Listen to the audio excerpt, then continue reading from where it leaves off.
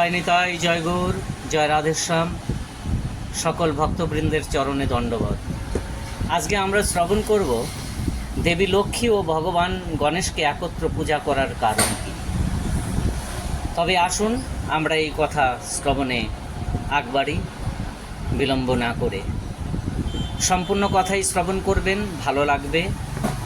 দেবী লক্ষ্মীকে ধনসম্পদ, সমৃদ্ধি ও প্রাচুর্যের অধিষ্ঠাত্রী দেবী হিসেবে গণ্য করা হয় এবং ভগবান গণেশকে সকল বাধার বিনাশকারী ও নবসূচনার অধিপতি হিসেবে বিবেচনা করা হয়।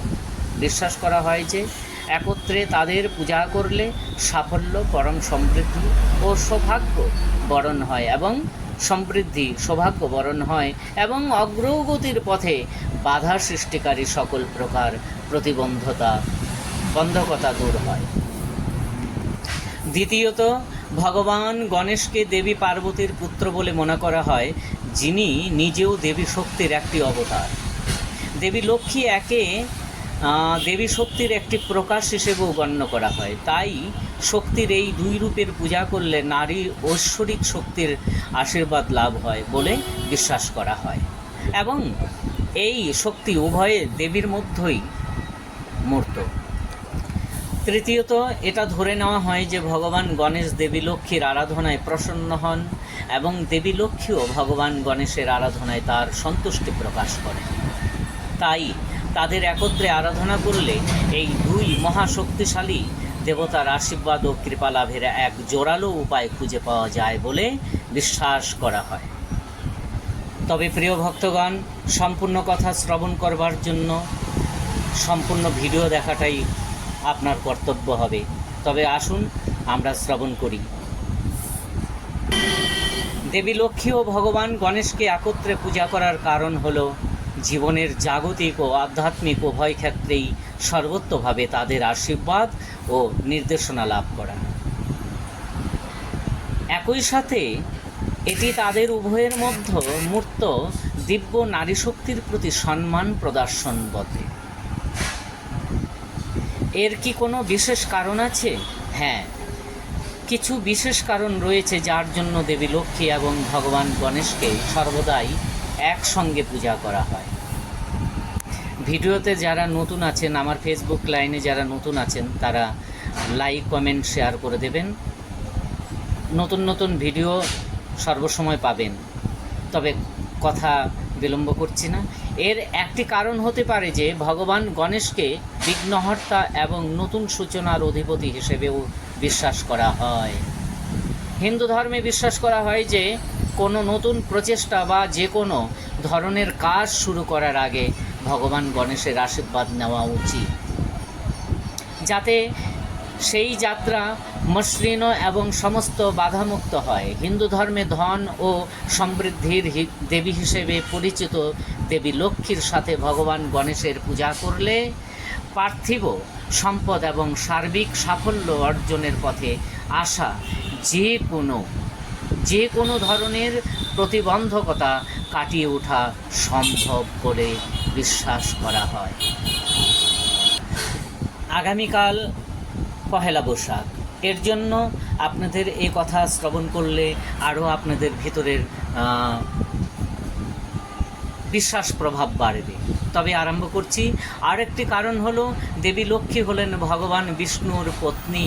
তিনি হিন্দু ধর্মের 3 প্রধান দেবতার মধ্যে একজন। অন্য 2 দেবতা হলেন ভগবান ব্রহ্মা এবং ভগবান শিব।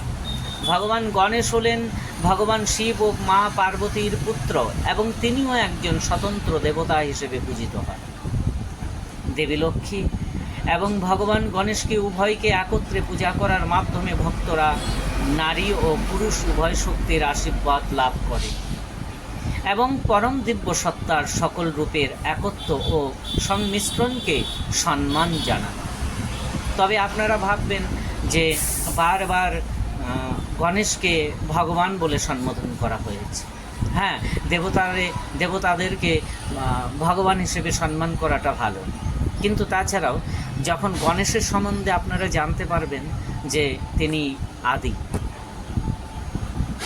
এছাড়াও বিশ্বাস করা হয় যে দেবী লক্ষ্মী এবং ভগবান গণেশকে একত্রে পূজা করলে তারা জাগতিক ও আধ্যাত্মিক উভয় প্রকার সম্পদের ভারসাম্য রক্ষা করতে সাহায্য করতে পারে। আবার দেবী লক্ষ্মী জাগতিক সমৃদ্ধির সঙ্গে সম্পর্কিত। ভগবান গণেশ প্রজ্ঞা, জ্ঞান এবং আধ্যাত্মিক বিকাশের সঙ্গে যুক্ত। উভয় দেবতার একত্রে আশীর্বাদ গ্রহণ করে ভক্তরা জাগতিক সাফল্য এবং আধ্যাত্মিক বিকাশ ও পরিপূর্ণতা উভয়ই পুরোপুরিভাবে লাভ করতে পারেন।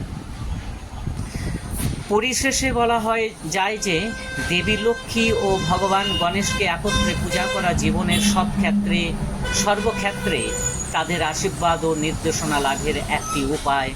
আর এই কারণেই দেবী লক্ষ্মী ও ভগবান গণেশকে একত্রে পূজা করা হয়। সনাতন ধর্মের 33 কোটি দেবদেবীর মধ্যে ভগবান গণেশ এবং দেবী লক্ষ্মীকে একসঙ্গে পূজা করার পেছনে অনেক কাহিনী ও কারণ থাকতে পারে, কিন্তু আমার কাছে এই কারণটি সবচেয়ে যুক্তিযুক্ত বলে মনে হয়। হিন্দু ধর্ম বিশ্বাস করে যে প্রত্যেক দেবীর আলাদা গুরুত্ব রয়েছে এবং তারা ভিন্ন ভিন্ন কারণে পূজিত হন। তাই প্রথমে আমি হিন্দু ধর্মে তাদের প্রত্যেকের স্বতন্ত্র গুরুত্ব নিয়ে কথা বলব, যেহেতু সম্পদ যে কোনো সভ্যতার একটি অপরিহার্য উপাদান।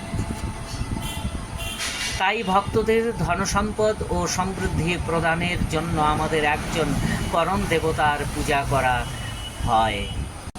দেবী লক্ষ্মী হলেন সেই পরম সত্তা যাকে প্রাচুর্য ও ঐশ্বর্যের জন্য পূজা করা হয়।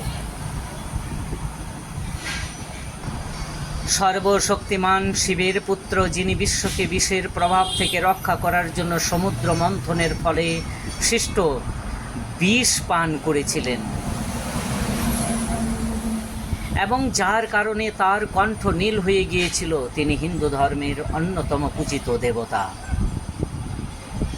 গণেশকে ব্যাপকভাবে বিঘ্নহর্তা, শিল্প ও বিজ্ঞানের পৃষ্ঠপোষক এবং বুদ্ধি ও জ্ঞানের দেবতা হিসেবে পূজা করা হয়।